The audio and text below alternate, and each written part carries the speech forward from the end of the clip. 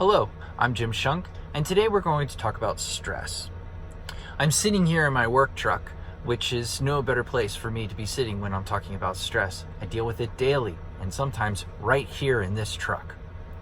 But what is stress? Well, stress is defined as a mental or emotional pressure brought on by unusual, highly demanding circumstances or situations. It can affect everyone differently.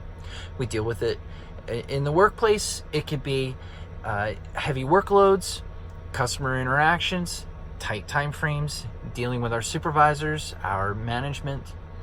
At home, it could be dealing with our spouses, our children, or other family members for that matter. In understanding stress, we need to understand a few key terms. There are 3 stages of stress: alarm, resistance, and exhaustion. Now, alarm is when our body reacts to stress and releases hormones into our system, into our bloodstream. Resistance is when our body tries to fight this off and try to get back to normal levels. Exhaustion is simply when we just run out of gas. Our bodies have used up all the reserves of energy that we have, and it begins to shut down. Now, men and women deal with stress in different ways.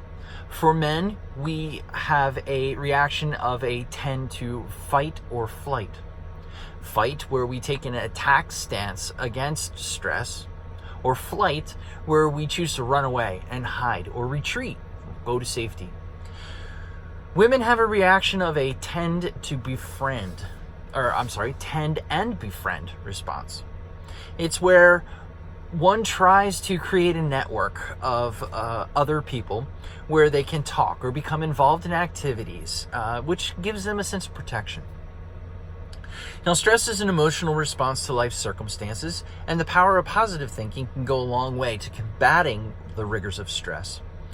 And this can come in different forms as well. Optimism is one form. It's basically seeing the positive in everything. These folks who are optimistic tend to be more happier. Now, also self-efficacy. This is where we focus on the ability to make things happen in the way that we want them to happen. It's a constructive collecting of information and talking to others to lessen the difficulties that we may be experiencing. Now, for a fortunate few, you may actually have both of these qualities. You can find the positive in everything, and you can also create constructive ways to make it go away or to work it out. These folks are considered hardy people. Now, there are multiple health problems. There are long-term and short-term problems. For the health problems in the long term, it's mental health problems, such as depression, anxiety, personality disorders, cardiovascular disease, including heart disease, high blood pressure, abnormal heart rhythms, heart attacks, and stroke.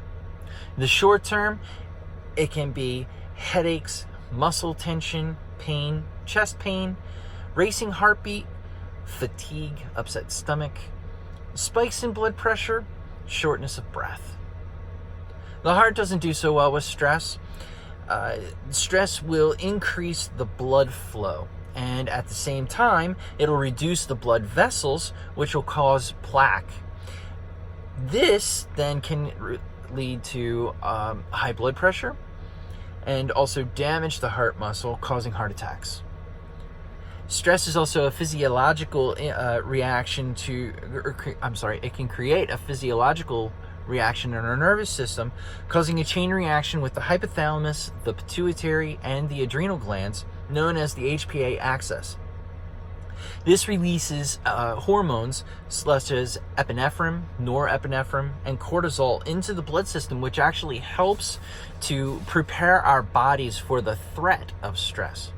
However, if the stress is prolonged, it can cause more physical problems, more physical health, where the glands don't stop creating these hormones. It just keeps going.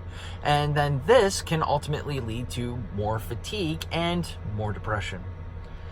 So hormones play a very large role in our bodies when affected by stress. Our bodies are hardwired, and when the threat of stress comes on, our body releases these hormones into the system and does all sorts of different things, as we've talked about. Also, when the stress has passed, our hormones go back into a more normal level.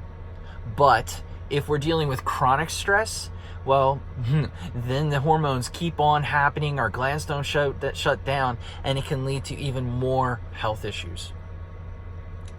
So you can't ignore stress. It's important to manage it.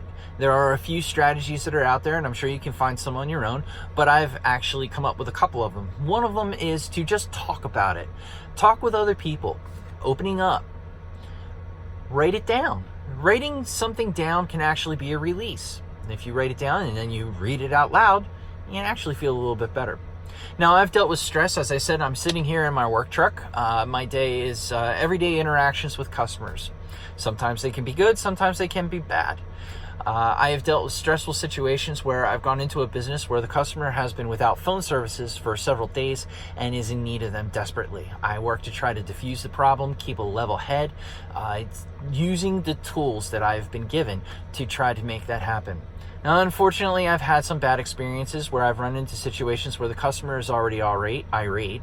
I'm not dealing well with the stress. I'm having a bad day, and I have gone into that situation, and it has not been good. Sometimes my body just shuts down, and I begin to overreact to a lot of different things. In those cases, I've actually left the job site and have had another technician go in and fix the problem. So sometimes I'm not so great at dealing with stress. I hope that this information is helpful to you. Stress is a very important thing that we deal with, and it's very important to take care of it and take care of our bodies in the most possible way. Thank you for joining me.